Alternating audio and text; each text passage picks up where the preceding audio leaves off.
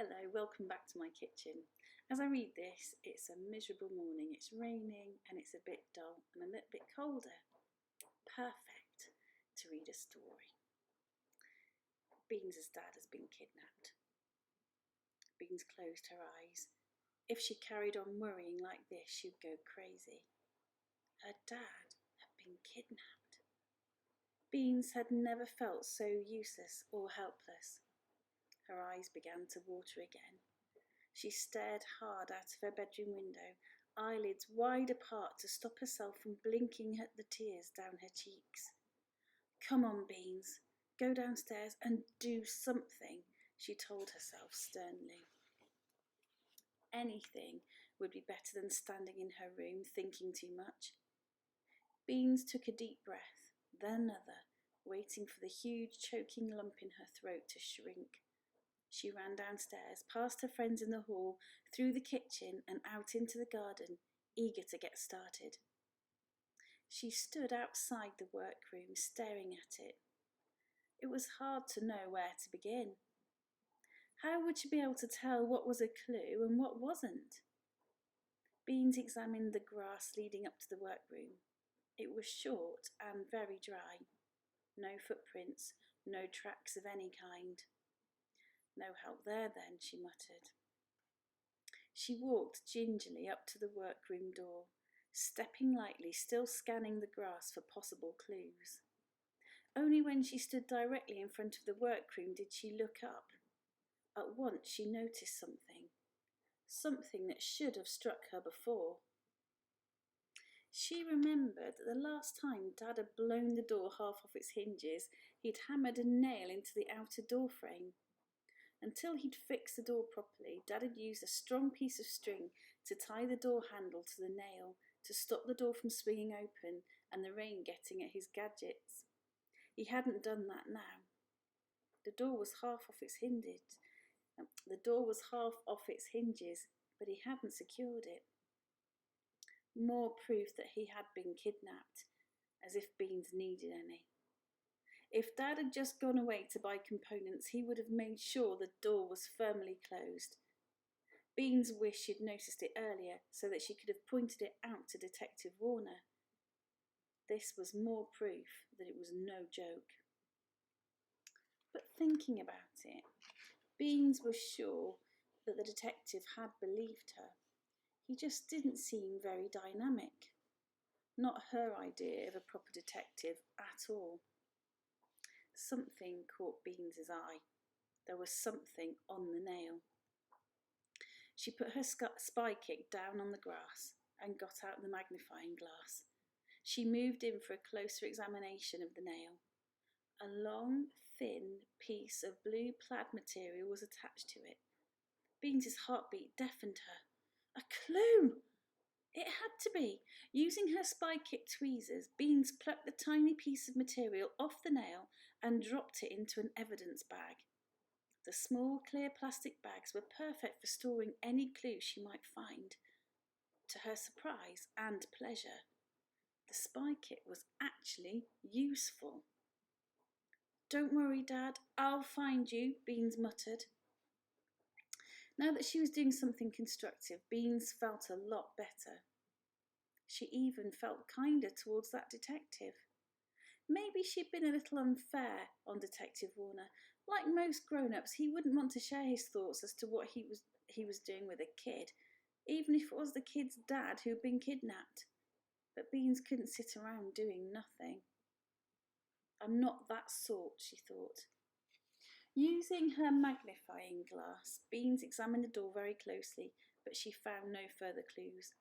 She wondered if she could dust the door handle for fingerprints, but then she wouldn't be able to tell which fingerprints belonged to her dad and which ones belonged to the kidnappers, as she didn't have a record of her dad's.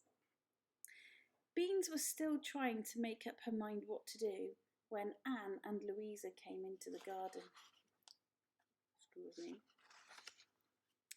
What did your parents say? Beans said to both of them.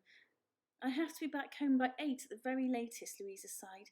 They're so tedious.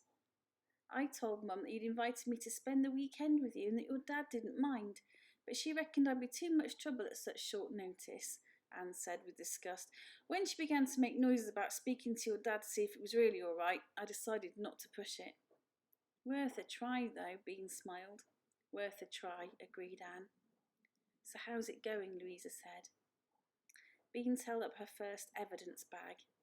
This is material I found on the nail over there. One of the kidnappers must have been wearing a blue plaid shirt. Are you sure that wasn't on the nail before today? Louisa asked. I can't be positive, but then where did it come from if it was here before today? Dad doesn't have any shirts like that, and I certainly don't, Beans replied. What are you going to do with any evidence you find? Anne asked. Beans shrugged. I'm not sure. I haven't thought about that bit yet. I guess I'll just hand it over to Detective Warner. When I have some evidence worth something, some evidence he can use. Why don't you store all your information and clues in the top secret folder in your spy kit? Anne suggested. That's a good idea, Louisa raised her eyebrows. You needn't sound so surprised, Anne frowned. I'll do that. Beans butted in before her friends could launch into a full-scale argument. We should really call the folder something, though. Some name only we three will know. The garden was quiet as they all pondered. How about Project Beans's dad? Suggested Anne. Both Beans and Louisa wrinkled up their noses. It doesn't exactly flow off the tongue, Louisa said. How about Project... No, on second thoughts, that's a stupid idea. Louisa looked hastily at Beans. Talk about insensitive. She'd have been about to suggest Project Kidnapped. What on earth was wrong with her? This wasn't a game, not at all. It wasn't a film or a joke. Beans's dad really had been kidnapped. I think I've got a title, Beans said slowly. What do you think of Operation Gadgetman? Louisa nodded. I like it. Brill, Anne grinned. Operation Gadgetman it is then, Beans said. She squatted down and opened up her top secret folder. She dropped her first evidence bag into the folder before closing it. Next, I thought I'd dust for fingerprints, Beans said. It probably won't do much good, but I have to make sure I've done everything I can. How can we help? Anne asked. I'll need some sellotape, Beans said. Oh, I've got some in my satchel. I'll just go and get it. Louisa ran back to the house. Be careful not to touch anything. I don't want any of the kidnappers' fingerprints smudged or any clues in the house ruined, Beans called after her. She turned to Anne. That goes for you too, Anne. Be very careful what you touch, okay? Gotcha, Anne nodded. Gloves. That's what Dad needed in his spy kit. Some thin plastic gloves. Or maybe they should be cotton. Beans made a mental note to tell Dad when she saw him again. If she saw him again. No, Beans shook her head fiercely. When, not if. While Louisa was gone, Beans busied herself with sprinkling black fingerprint powder all over the silver-coloured metal door handle as Anne watched. Then Beans used a fingerprint brush to delicately brush away the excess powder. Does it explain how to do all that in your dad's instruction book in the spy kit? Anne asked, her eyes wide. Beans nodded. Black fingerprint powder for light surfaces and white fingerprint powder for dark surfaces. Wow, you must be so proud of your dad. He's not like most grown-ups, is he? He's not boring at all. Beans straightened up, her lips set. Oh, Beans, I'm so sorry. I didn't mean to. Me and my ginormous mouth, Anne said, stricken. It's all right, Anne, Beans said. You're right, my dad may be a lot of things, but he certainly isn't boring. It's just my fault that I didn't appreciate that until now, and I miss him already. Beans, he's all right. I just know he is, Anne said unhappily. Beans wiped her hand over her eyes. I just wish I could be sure.